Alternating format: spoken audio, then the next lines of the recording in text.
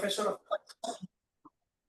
Good afternoon. I'm Carlos Pedrosa, Associate Professor of Tax Law at the University of Valencia, and I've got the honor to coordinate this panel. Let's start with the third panel. This is the last panel of today, and this panel is based by two presentations. The first presentation is given by Raphae Clement, who is a PhD candidate at McGill University in Canada, and he is developing his doctoral thesis under the supervision, if I'm not wrong, of Professor Alison Crescent. He is focusing his doctoral thesis on the historical development of the OECD inclusive framework. Mr. Clement, you have around 35 minutes to present your paper, and after that, the discussant will have around 20 minutes in order to make some comments, suggestions, and questions. In this case, the discussant is Joaquin English. He's a full professor and holds a chair of tax law and public law at the University of Munster. He has been the managing director of the Tax Law Institute at Universitat Munster, and he is also a visiting professor in a large of European and international universities. He has coordinated some network research projects, and of course, he has participated in more than 100 national and international conferences and seminars. So, Mr. Clement, the floor is yours. You can start wherever you want. Thank you very much. Thank you. So good afternoon or good evening, depending on where you are. Bonjour à tous. So I really want to first thank you for the opportunity to share my research with you today. So today I will be presenting one chapter of my doctoral thesis, which is about the historical development of the OECD inclusive framework. But before, I want to talk about the broader context of my thesis. So the goal of my thesis is to examine the governance mechanisms of the OECD Inclusive Framework on BEPS, so Inclusive Framework or IF, both internal and external mechanisms inside the inclusive framework, and of course, with a focus on transparency, on inclusivity, and fairness in international policy making. I'm arguing that while the inclusive framework was designed to broaden the reach of the influence of the OECD in international taxation, the reality is that decision-making power remained concentrated among OECD members and the most influential economies in the world. I will be drawing on the theories of power in international relations, and I aim to show that both formal and informal governance mechanisms within the inclusive framework reproduce existing imbalances rather than correcting them. My goal is also to discuss the legacy of the inclusive framework and how it informs us of what ought to be done or what should not be done in a future body that would be inclusive and fair in international taxation. I want to look at what worked in the inclusive framework, what doesn't work in the inclusive framework, and in response to that analysis, I aim to construct an ideal type model of governance for international tax multilateralism that would be legitimate. But in order to do this, it is important to know the object of research. Here, it's the inclusive framework. So the purpose of looking at the history first of the inclusive framework is double. First, I want to explore the question of what the inclusive framework is, because when I first started researching on this topic, I looked at the OECD bodies book, and the inclusive framework is nowhere to be found. So if it's not a body of the OECD, then what is it?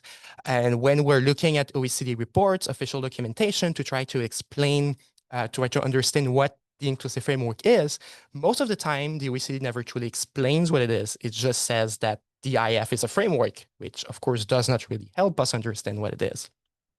And then, having done the history, I will argue that the governance mechanisms of the inclusive framework were never designed to be true, to ensure true inclusivity, fairness, and transparency. The historical imbalances of power in international taxation were perpetuated just in a new format. I want to talk quickly about methodology. The OECD, as you may know, it's a particularly hard organization to work with when looking at archival data because much of the documents are simply not public. You may know that there is a public website of the OECD where you can try to find archival documents, but most of the documents in taxation from the Committee on Fiscal Affairs, which is the body of the OECD in tax, are simply not there. But I knew that you could go to Paris and go in person in the basement of the Marshall Building to try to find archival documents on place, on site. And actually, to my surprise, I went there in 2024, and to my surprise, there were documents that were not otherwise available from the OECD archives. And the very first document that I found when doing my research was the Council resolution inviting St. Lucia to join the inclusive framework. And I found really, we'll talk a bit later about this document later today, but I found a lot of interesting documents, hundreds of documents regarding to the inclusive framework. But what is frustrating is that even at the archives, you can only find documents that are declassified. So for example, when a document goes to the council and there is a council resolution, the document is declassified. But when the document stays within the Committee on Fiscal Affairs, most of the time it is not declassified, which means that it's quite frustrating because sometimes you will find a specific quote for a document, but the document itself, even though it's referenced in other document, is not available. So I had to look at the documents that were available and try to reconstruct a little bit of what the IF is based on that.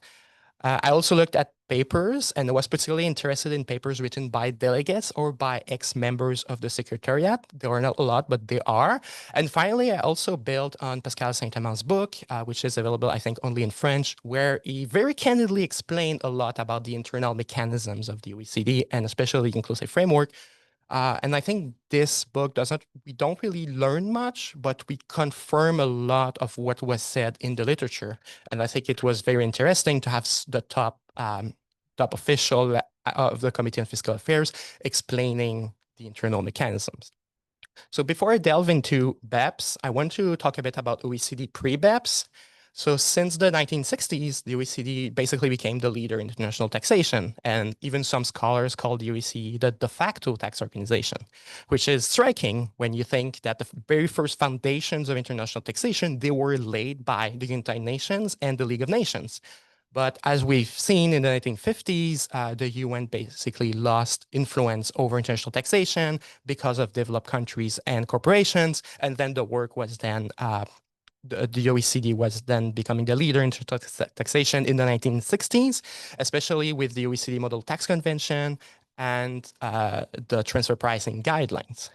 And historically, the participation in the OECD and the committees, so the OECD, the body like the Committee on Fiscal Affairs, and the subsidiary bodies of the CFA, which are the working parties, they are reserved for OECD members. And this is very consistent with the OECD convention that created the OECD, which states that one of the organization's objective is to achieve the fullest possible expansion of the economy and employment and an increase in the standard of living in member countries.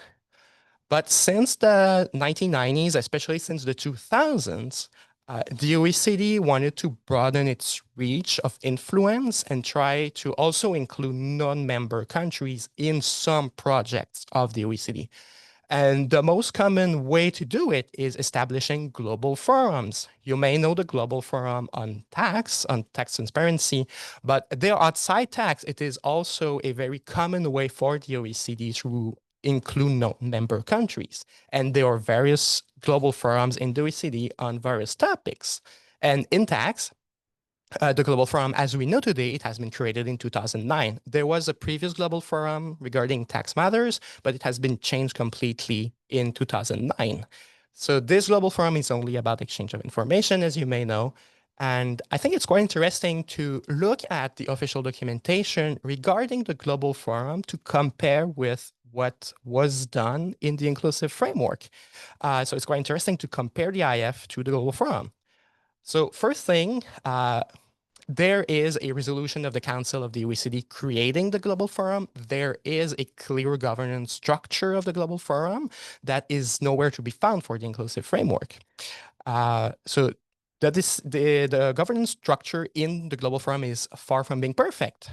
because the decisions, all the policy decisions, they are still taken in working parties by OECD members, but the Global Forum is there only for the implementation side of transparency.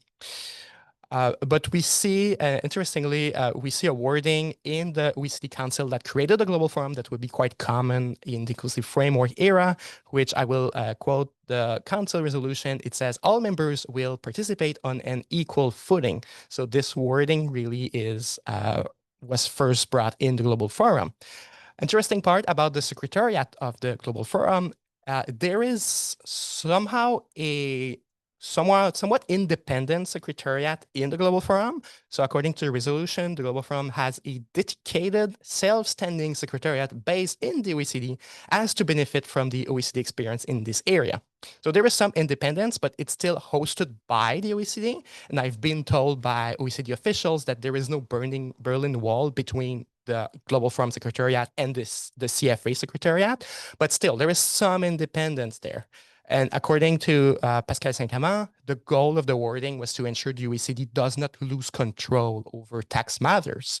But still, the members of the Secretariat, even though they are somewhat independent, they are still OECD officials. They still work in the OECD in the same building as the CFA Secretariat.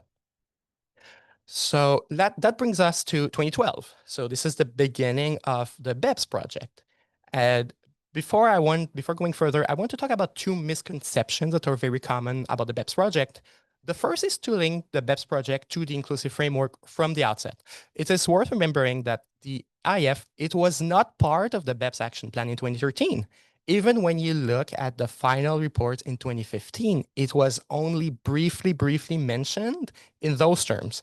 It is now time to focus on designing a more inclusive framework to support implementation and carry out monitoring. And the second misconception is to think that the BEPS project is a G20 initiative.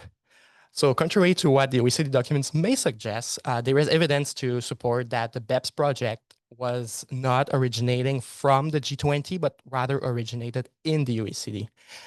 It's quite interesting to compare OECD documentation and G20 documentation on this because they are really contradictory. For example, in the action plan on BEPS, the OECD states that the G20 finance ministers called on the OECD to develop an action plan to address BEPS issues in a coordinated and comprehensive manner. However, when you look at the response from the G20, there is a statement from the G20 leaders' declaration in St. Petersburg about the action plan, and the G20 says that the BEPS project originated in the OECD. The question is relevant because the G20 is a very informal organization. There is no founding treaty, no formal rules of governance, no formal rule of decision making. And the G20 is even less transparent than the OECD. There is absolutely no internal document that are made public except the declarations that are published. And also the G20 doesn't have any technical expertise on tax matters. And according to CC Fang, the OECD was interesting for a long time in exerting influence in the G20. And basically, the G20 acted since 2010 as a de facto secretariat for the G20 in tax matters. And this is also supported by some observation by Pascal Saint-Amand, who describes the link between the G20 and the OECD. And even before the BEPS project, you had OECD tax experts that were included in delegations attending finance ministers' meeting in the G20. So even though, the idea of the OECD was to include some non-members from the G20 to have a stronger mandate from the G20 and not only the OECD. But the first problem for the OECD was how to include those non-OECD G20 members in a project of the OECD, which was the BEPS project. And there was a formal invitation that was approved by the Committee on Fiscal Affairs in 2013. And at that meeting, so the committee approved the BEPS project and agreed to ask the council to invite the G20 countries as associates on an equal footing with OECD members, with this wording again. And finally, they would pay a contribution of 50,700 euros. So what is an associate? So the first role of those non-OECD countries were associates in the BEPS project. And this is actually according to a council resolution on partnerships. So there is a way inside the OECD on how non-members can participate in OECD bodies. So there is three levels of participation. You can be an associate, you can be a participant, or an invitee. And the difference is the level of participation.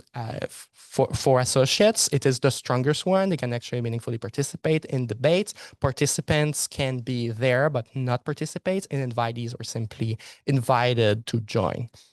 And according to the OECD Council, one of the organization's objective is to strike a balance between helping its members and assisting non-member countries. But the goal, I would say, is to broaden the reach of the OECD policies.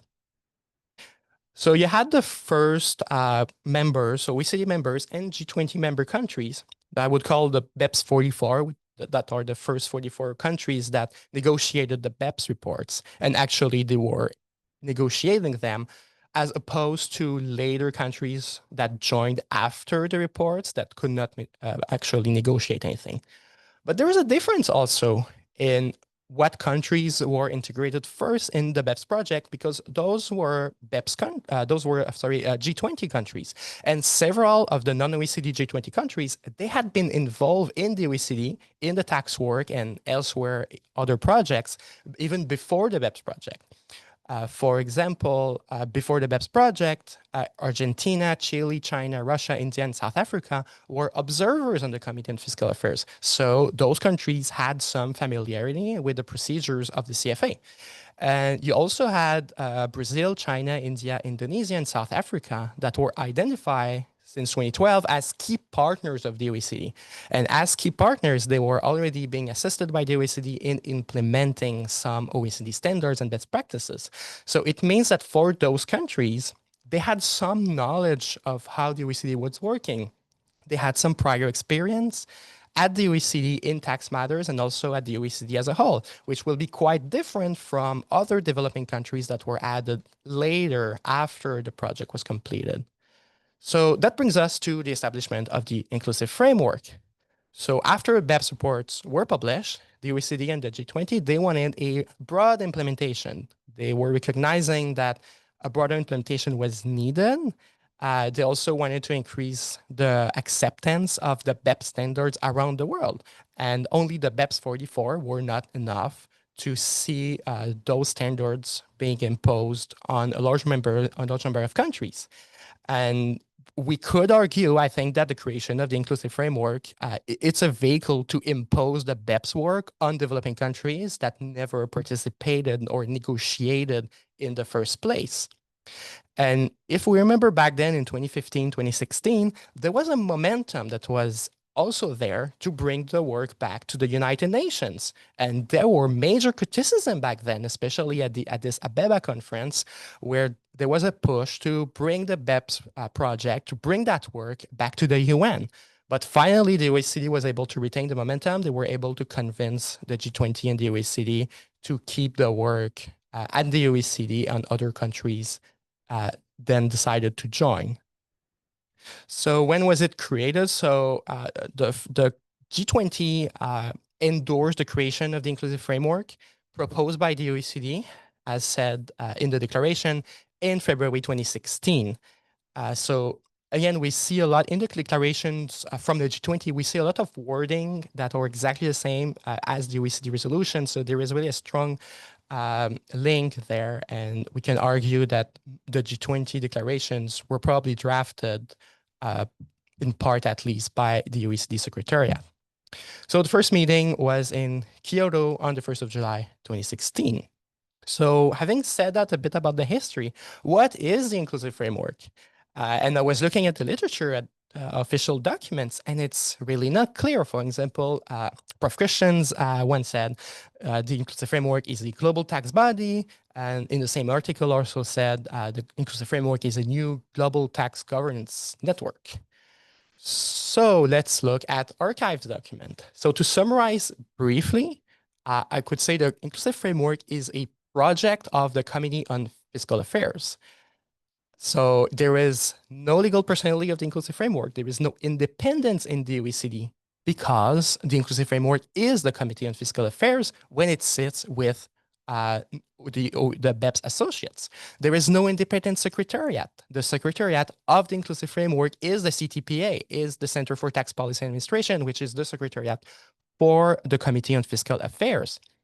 So if we look at OECD Council resolutions, we would conclude that the full name of the inclusive framework is the Committee on Fiscal Affairs in its inclusive framework format. Interestingly, you will not find any public documentation outside resolutions and other archive document that employs this name. So really, the IF, it is the Committee on Fiscal Affairs, which also means that the decision-making process, the procedures, it is the procedures of the OECD that still applies to the inclusive framework. So the inclusive framework is simply the Committee of Fiscal Affairs when it sits with the BEPS associates, and also applies to working parties. So some working parties of the CFA would also sit in their inclusive framework format. And this is how the BEPS associate would participate in the BEPS project. So to summarize, you will have OECD members that can participate in all CFA meetings, in all working party meetings. But on the other hand, you have the BEPS associates that can only participate in those meetings when the CFA or the working parties are talking specifically about BEPS.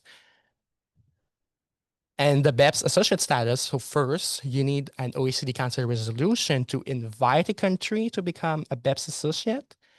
And it means that the BEPS associate, it's a status only for the BEPS project. So those countries, they have access to documents, you have access to meetings, but only when it's about the BEPS project. They don't have access to the full documentation, and meetings of the OECD. And also partnership level, this is quite interesting because you have BEPS associates, you have full OECD members, but you also have in between different level of participation and partnerships, because the OECD also open membership, associate or participant status in some working parties or the CFA as a whole for some countries. And I will look at an example, which is India, which is quite an influential developing country. So India has more participation than other developing country. Why? So first, India has an associate status in Working Party 10, which a lot of country does not have. They are also an associate in the BEPS project. And interestingly, they are a participant in all other bodies of the Committee on Fiscal Affairs. So while not having a power, while not of the OECD countries, while not being able to participate in all the meetings, India can still attend almost all Committee on Fiscal Affairs meeting, and they can intervene in some of those meetings. Earlier, I was talking about the St. Lucia resolution, so the resolution of the OECD Council that invited St. Lucia, and we see there what is expected from the BEPS associates. So to summarize, so the first thing is, so the BEPS associates shall commit to the comprehensive BEPS package and its consistent implementation.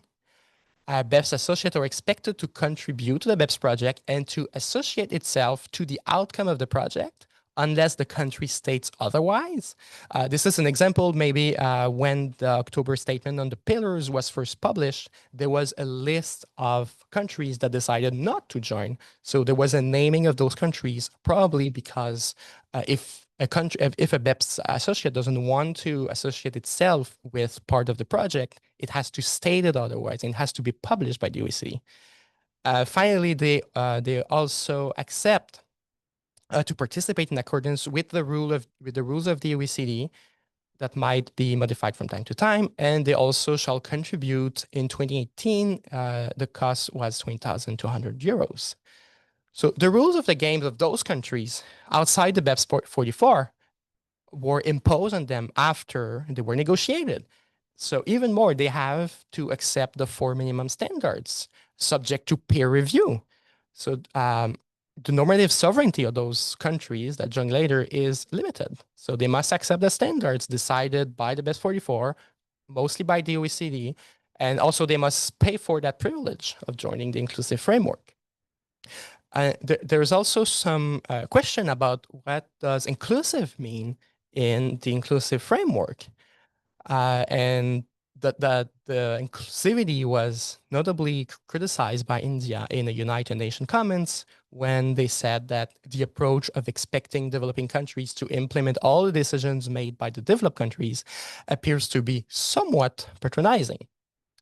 But also to go further, I found an interesting quote from an OECD document, archive document, that talk about what inclusive means. And the OECD states, in setting up the inclusive framework, the Committee on Fiscal Affairs agreed to propose to the Council to open up the best project and invite non-OECD and non-G20 jurisdictions on the basis of the same commitments as OECD members, which is what the inclusive aspect refers to.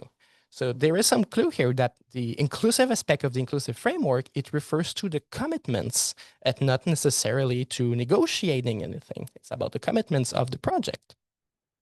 So let's talk quickly, I see I don't have a lot of time, about the governance mechanisms in the OECD inclusive framework. So first thing, like the OECD more generally, the inclusive framework uses consensus. So on paper, it's one member, one vote, and no major decision can be made if everyone does not agree. But in practice, this idea of consensus entrenches asymmetry. One powerful member, one OECD powerful member, for example, could effectively veto any progress in the inclusive framework. And Pascal Saint-Amand puts it in the sentence. I think it's very interesting. He says it is necessary to have the United States approval in order to do anything at the OECD. And we saw this dynamic very recently during the summer, where the G7 accepted the side-by-side approach for Pillar 2 and GILTI.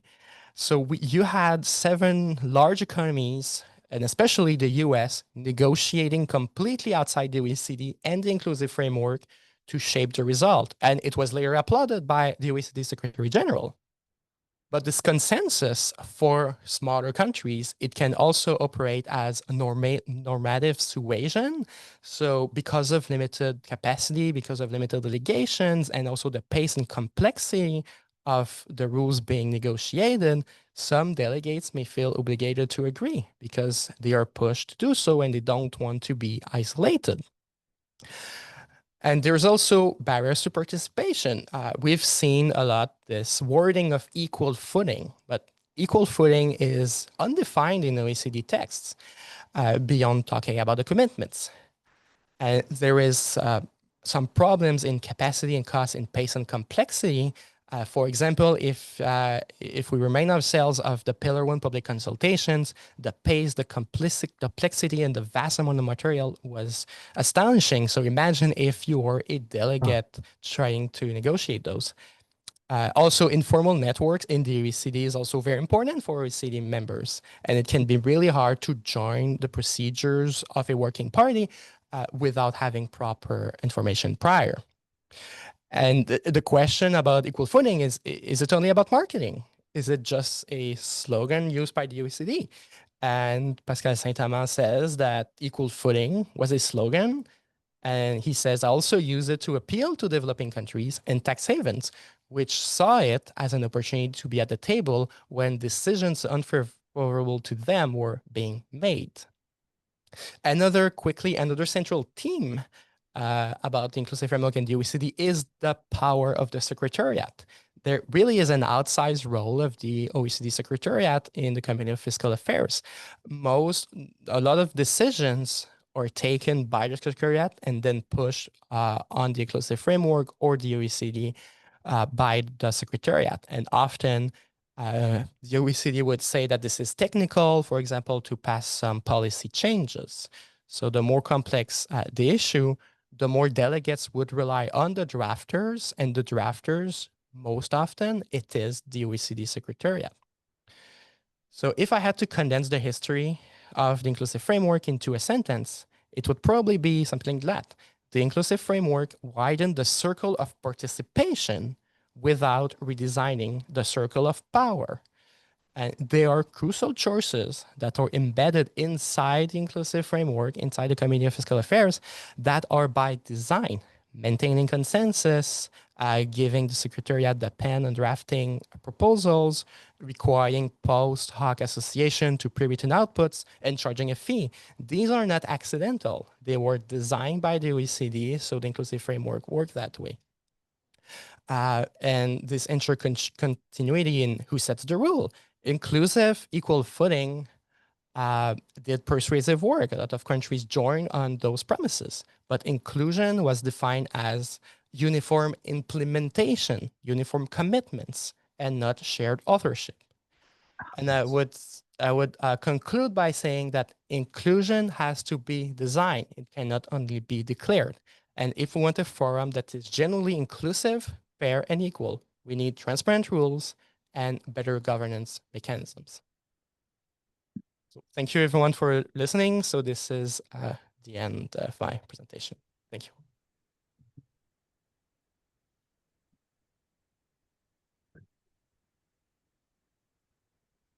Thank you very much for your presentation. Now I give the floor to Professor Engels in order to make some comment, observation, or just questions. Thank you. Thank you very much. Am I being understood? Can you hear me? Yes, thank you. Okay, good. Yes, we can. So thank you very much for your presentation and of course for your paper, which I read with interest. I would like to start with what I particularly liked about your paper and your research as you presented in the paper and as you just presented it to us orally. So first of all, I find that you really offer a concise description at the beginning of this paper, which is, if I understand correctly, a chapter in your thesis, of the research design, both of the paper, that is the chapter, and also the overall thesis that you work on. You make very clear what the aim of this chapter is: to critically examine the creation and evolution of the inclusive framework, so to give account of what actually happened and to also give some normative comment on what the IF stands for and does not stand for. You describe your methodology, especially the innovative approach of archival research and also some interviews and literature review that you carried out. So that I also like very much. That is also very clear how you proceeded. And it becomes also quite transparent how this chapter is embedded in the overall research project on the IF governance mechanism. So again, the research design, I think, is really neatly described.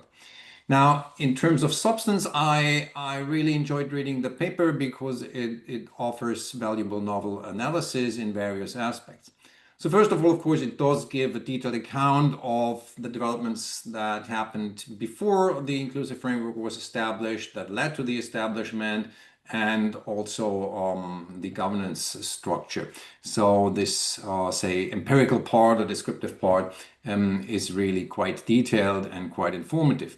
And I think it was really a very, well, good and positive approach that you did some archival research and did some interviewing of officials, because that gives us insights beyond existing knowledge. So that, as you mentioned, and as I think everyone in the virtual or physical room knows, there are already some papers and research out on the governance of the inclusive framework. Michael Hirschen has published quite a bit on that. Others have too. But in your paper, we get to know more than has so far been researched. In particular, the fact that the BEPS project was actually, from what we can see in your findings, originating in the CFA Bureau rather than in the G20, I find quite insightful.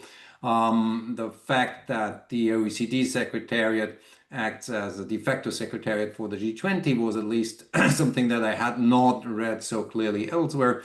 The fact that the lack of publicity of how the IF is governed is actually deliberate on part of the OECD is also something you found out through archival research, which I had not read so before.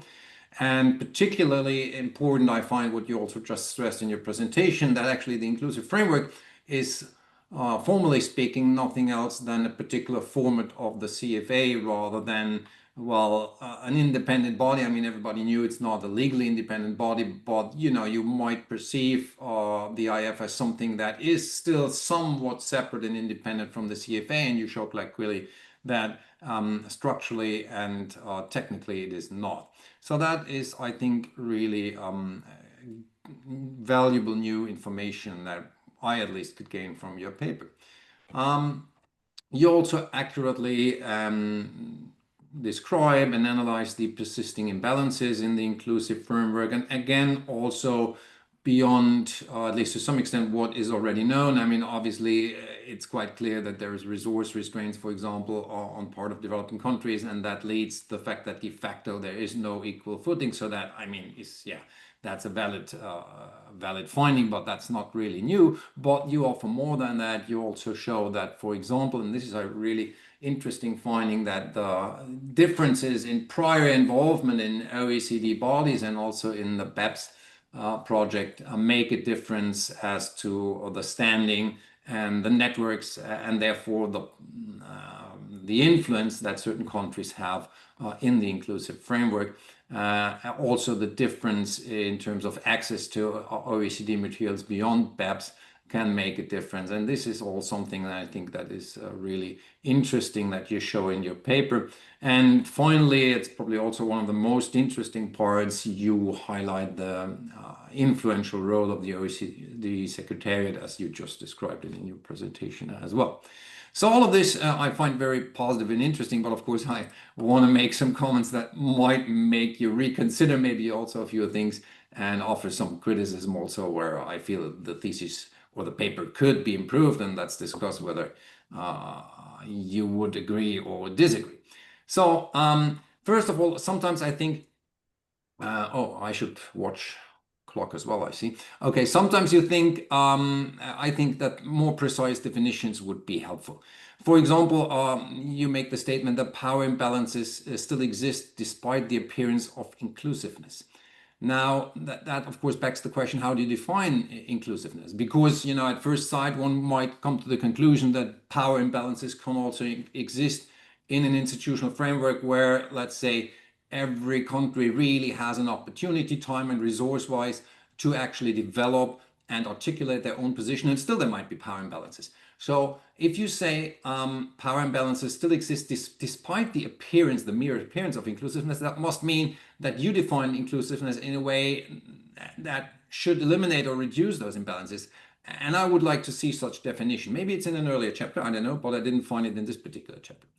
And then at the end of section 2, you describe what you also just mentioned in the presentation, what the OECD means by inclusiveness, and that they might actually refer not to the way the IF is governed, but just to the commitment regarding the BEPS outcomes. Now, that is interesting, but I feel that this should maybe be rather at the beginning. This is what the OECD itself states about inclusiveness. Now, does that make a whole lot of sense? Let's see. And then you bring your own definition and you test it against what they say. And obviously then it doesn't make much sense. At least it's nothing that gives legitimacy to the concept. So in my view, that should be rather upfront rather than the last sentence in the subsection. So it's the last sentence in the subsection. And then the question is, okay, and what do we do with that? So I think it could be the other way around. Then there is, it's a small thing, but I was puzzled a little bit in section 3.2 when you talk about equal footing. There is the phrase that developing countries do not really feel that they are on equal footing. Now, that is a subjective expression. You might argue, I could see someone arguing that it matters how countries perceive their position, in addition to, apart from the fact, how it might be objectively viewed when we come to terms such as patronizing and legitimacy in terms of throughput, output legitimacy. That might still matter, but I would like an explanation. If you really mean that instead of or in addition to an objective analysis, there should also be a subjective one, I would like to know that this is clearly what you want to say and why you think it is justified. So that would be good. Then again, equal footing. What do you mean by equal footing? I mean, you get an idea reading the whole chapter, but I think it should be maybe more clearly defined in the chapter, unless of course it's defined in another chapter. So, again, does that mean to have formally and de facto the same position in terms of articulating your own views? Or does that mean you should also have the same potential impact, the same influence? Because that's maybe something different. Country might be able to voice their views and still, not have the actual political clout to influence others sufficiently. And so, what do you mean by equal footing, actually? And then you have the statement that procedural equal footing is not achieved because not everybody in the inclusive framework participated initially in the BEPS project. And again, that is possibly a valid point, but I would like to see some further explanation, and it relates to how do you define equal footing? Why does it matter whether you have influenced the substantive outcome of the BEPS project regarding your equal footing now in the inclusive framework? So that I think should be made clearer. And in section 3.3, you use the concepts of the well-known concept, I think, of input and output legitimacy. But what you're mostly concerned with is transparency and procedure. So I would think that the concept of throughput legitimacy, which has also been developed in political science, might be useful here too. And if I didn't make a mistake, I didn't find it there. So that's maybe something that could be added and analyzed. Now that was in terms of definitions and concepts, my comments. Then I think a recurring theme, it's not so often, but a couple times, I would like to read more about the question why certain deficiencies that you criticize are actually peculiar to the governance structure of the inclusive framework. So again, you could bring the example that smaller countries, as you mentioned, do not have the same influence as the US. Or, for example, which you also mentioned, that limited technical capacity means that there's also less substantial influence on outcomes on part of developing countries.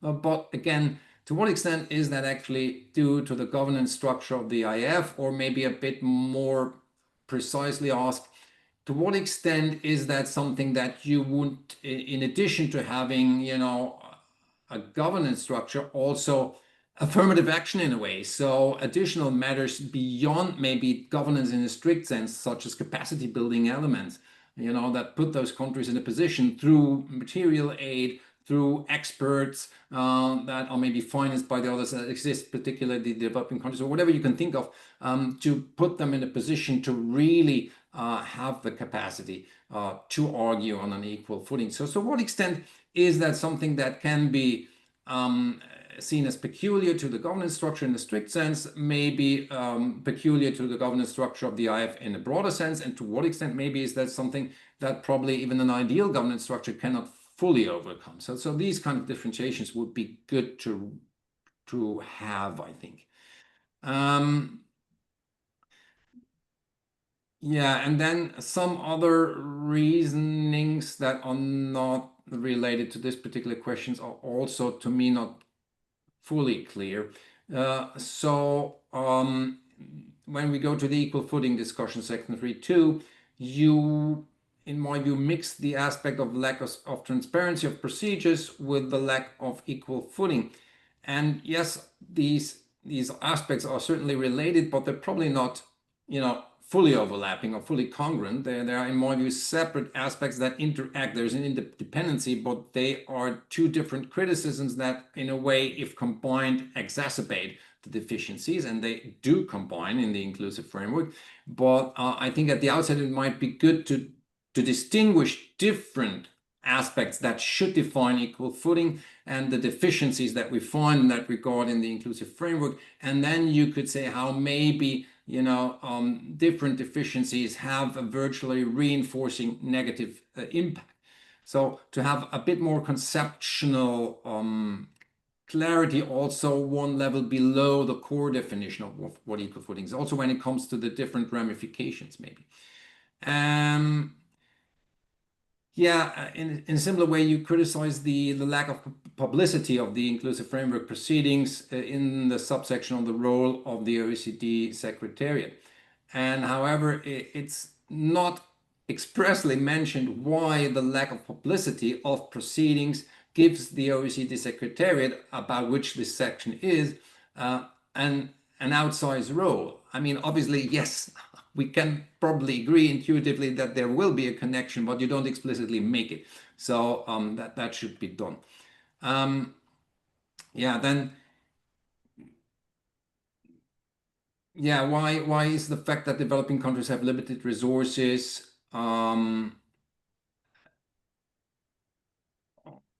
to implement the outcomes, something that is related to the inclusiveness of the decision-making process, which you, well, suggest, if I understand that correctly, because you talk, another problem is the limited resources for implementing. And to me, it's not clear, obviously that is a problem, but is that related to the inclusiveness? And if so, why? And finally, I have a bit more fundamental, well, suggestion to reflect upon. I'm not entirely sure, but I think to me it would be helpful. And that is the structure of the chapter in terms of empirical parts and normative parts. Because what I find is that your criticism, and now I'm slightly exaggerating, is if you permit me saying, sort of scattered through the chapter. You have this is how they established this. Pascal Saint-Amand also then makes transparent that this was basically just a slogan, and here I offer some criticism. I move on to the next aspect, and here we find this and that, and basically this shows that there is not really an equal footing because there's a lack of transparency, etc. And bueno, I'm almost finished. To me, it would be helpful to have maybe a section that is just about the normative parts. So to have the findings first, and then you say, oh, now I show how this structure that I described, why it came into existence, and how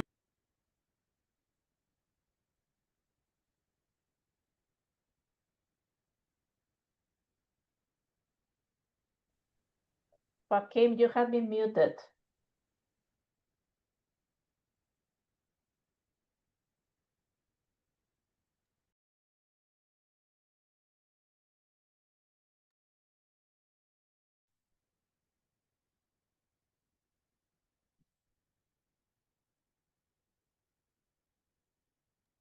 Oh, you couldn't hear me? Just for the last 2 minutes. Yes, you were mute for the last 30 seconds, but we can. That's not a problem. I hope I made myself clear enough. Or you want me to repeat? Yes, please, but just the last The 30 basic minutes. idea is 30 seconds, sorry. in 10 seconds. We're not gonna start again. You should consider, having your normative critical analysis in a final subsection rather than having some criticism here and there. Would it make it more coherent, more comprehensive to me? Thanks.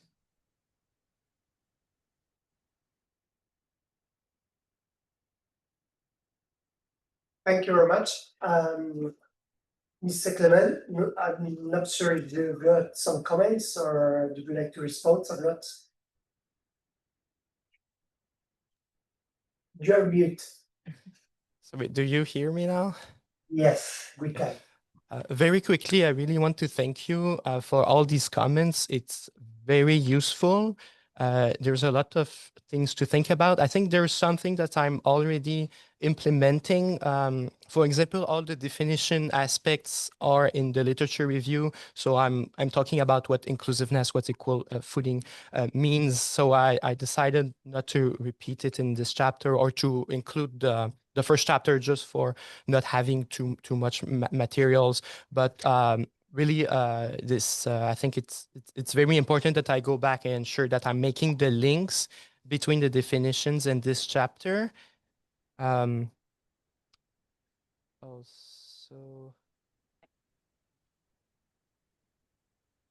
Also legitimacy. I also talk about this in the first chapter. And I think for this chapter, there's, especially for the structure, I really want to thank you for this comment.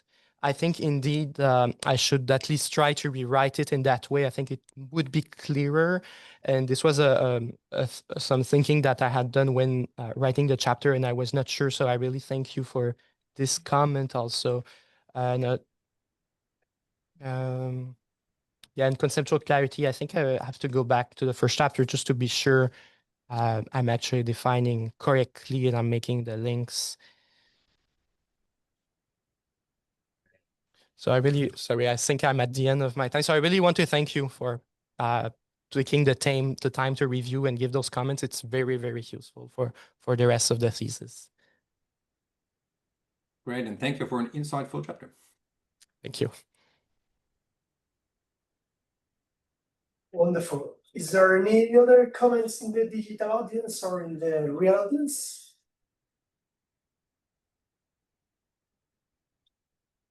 Just, Mr. Clement, just a comment from my side. Irma, first, please. After you.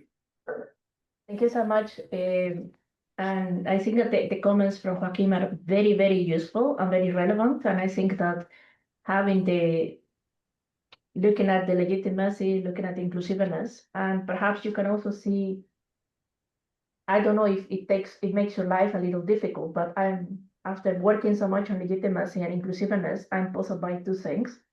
And the first one is how we compare the BEPS inclusive framework with the Global Transparency Forum in terms of the role of the OECD Secretariat. If you want to invite someone from the Global Transparency Forum, the OECD Secretariat has to go the invitation through the OECD Secretariat, and the OECD Secretariat has to approve it. That's the first part. And the second is also the peer review, that I did some work on that using the throughput legitimacy. But what I think is that by using the harmful forum on tax practices, for instance, from the OECD, instead of developing our own peer review forum for that, Action 5, there is a way that the OECD.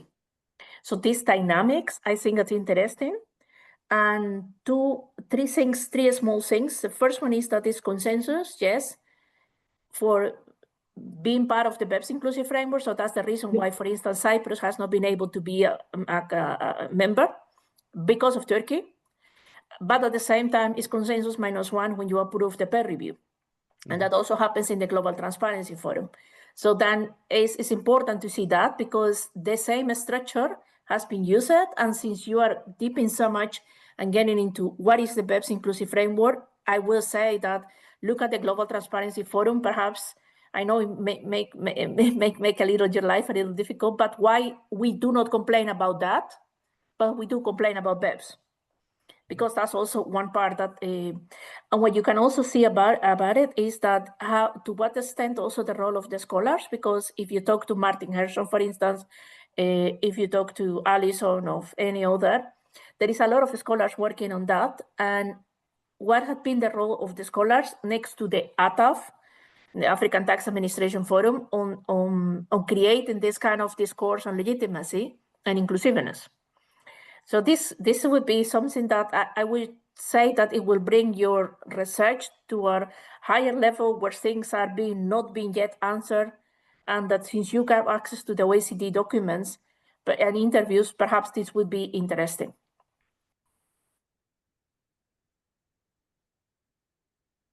Thank you for the comments, very interesting. And indeed, even in the inclusive framework for peer review, it's consensus -1. And there's a lot of documentation in the OECD resolutions that talk about, okay, why do we want consensus on the IF, but why for peer review we want -1? And of course, also in the governance of the Global Forum, very interesting to make links here. And thank you again for your comments, Professor, very, very insightful.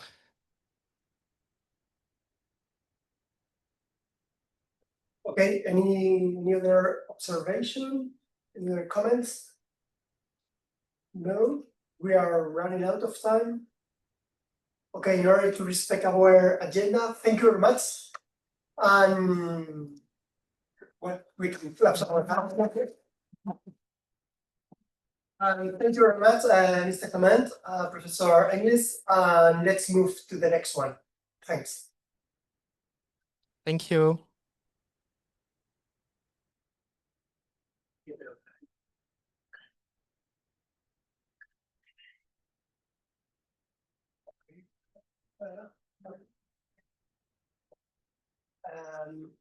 Is Cindy Salvador is in the digital.